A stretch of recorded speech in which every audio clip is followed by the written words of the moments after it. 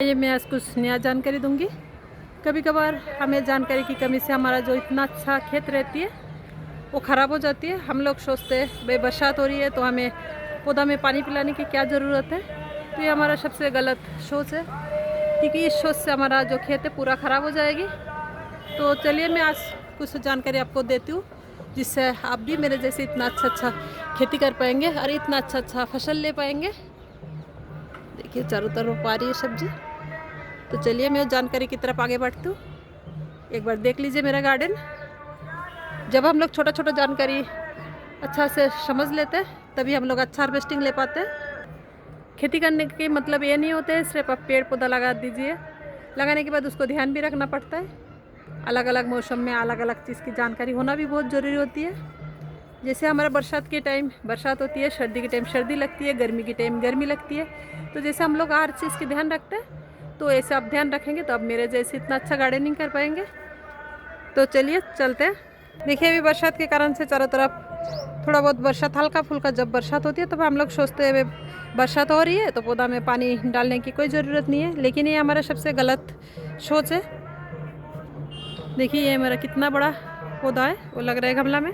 तो कभी कभार जब बरसात हो जाता है तब आपको ऊपर की मिट्टी तो आपको गीला दिखेगी, लेकिन आपको ऐसे ऊपर की मिट्टी गीला देख के रखने से काम नहीं चलेगी। आपको बीच बीच में थोड़ा सा ऐसे करके खुदाई करके आप देखोगे तो जो नीचे की जो जड़ है वो आपको सूखी हुई मिलेगी।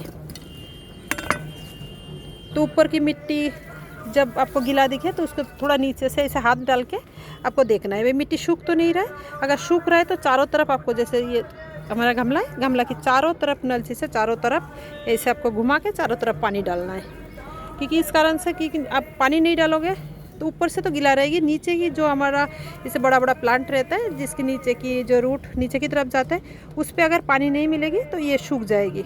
एक कारण तो ये होता है सूखने की, पौधा बरसात जब रुक जाती है जिसके बाद सूखने की ये कारण हो जाता है, ऊपर से मिट्टी गीला नीचे से मिट्टी सूखी। तो इस चीज़ को आपको चेक करना है, चेक करके आपको पौधा पे टाइम से पानी पिलानी है। दूसरा जो है, जैसे हम लोगों ने पौधा लगा दिया, पौधा की साइड से जो ये अनचाही ये घास वगैरह होते रहते हैं, हम लोग सोचते हैं भाई थोड़ा टाइम हो जाए फिर बाद में निकालेंगे। तो ये गलती बिल्कुल भी मत करिए। रोज़ आते जाइए, थोड़ा सा करके आप ऐसे करके निकालते जाइए, क्योंकि हम लोग रोज़ करेंगे तब उस चीज़ का अच्छे से फ़ायदा मिलेगी। इस घास को आपको हटा देनी है। अब इस घास को आप नहीं हटाएंगे तो ये जो पौधा की पोषण तत्व पूरा ये जो घास है यही ले जाएगी। अब ये जब आप घास को हटाते हैं तब इसको इधर उधर बिल्कुल भी मत डालिए। इसको आप जैसे हटा लिए तो ये एक जगह पे आप रखिए कंपोस्ट करने के लिए, जो उसको खाद बनते रहिए। इधर उधर डालेंगे तो उससे वो फंगस की अटैक हो जाएगी दूसरा पौधा में। तीसरा जो है, पौधा में जैसे जैसे सूखी पत्ती आए उसको आप साथ के साथ हटा दीजिए, नहीं तो इससे फिर वापस से फंगस पौधा में अटैक कर सकता है। क्योंकि ये पत्ता जब गल जाएगी तो इसमें से आपकी जो पत्ता गलने के कारण से दूसरा पत्ता के ऊपर ये पत्ता जब गिरेगी तो दूसरा पत्ता को भी ये ख़राब करेगी। इस चीज़ को आपको हमेशा याद रखनी है। जैसे पत्ता सूखने लगे उसको ऐसे करके आपको हटा देनी है। हटाने के बाद इस पत्ता को आप कंपोस्ट करने के लिए डाल दीजिए एक थैली में। थोड़ा सा जैसे पत्ता पीला पड़ने लगे, जैसे आपको फंगीसाइड की स्प्रे करनी है, इस बात को हमेशा याद रखनी है। फंगीसाइड को आप स्प्रे करेंगे तो इसकी पत्ता वगैरह बिल्कुल सही रहेगी, बिल्कुल फ्रेश रहेगी। क्योंकि बरसात थोड़ा रिमझिम जैसे बरसात चलते रहता है तो फंगस वगैरह की अटैक बहुत जल्दी हो जाती है। तो इस चीज़ को आपको याद रखनी है। 15 दिन महीना में एक बार आप फंगीसाइड की जो पाउडर है उसको स्प्रे करते रहिए।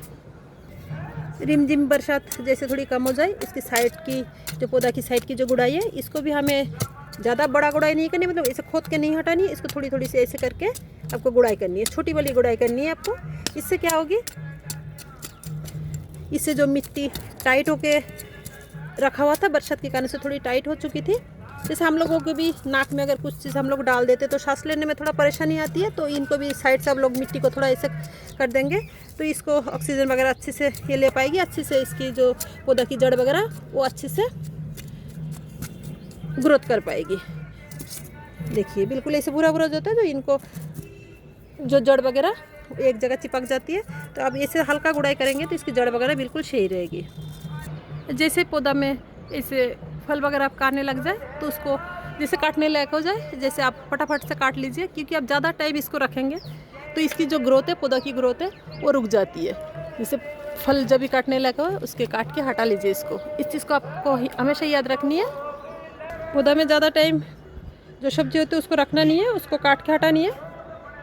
कुल मिला के टाइम टाइम से जो भी आपकी फसल होती है उसको हार्वेस्टिंग कर लेना चाहिए, क्योंकि इसको ज़्यादा टाइम आप रखेंगे तो पौधा सुस्त है, पौधा की जो एनर्जी है पूरा ये लेने लग जाता है, तो उसकी जो फल फूल वगैरह आना वो कम हो जाता है। देखिए हमारा ये आ भी रही है, कितना सारा फूल आ रही है।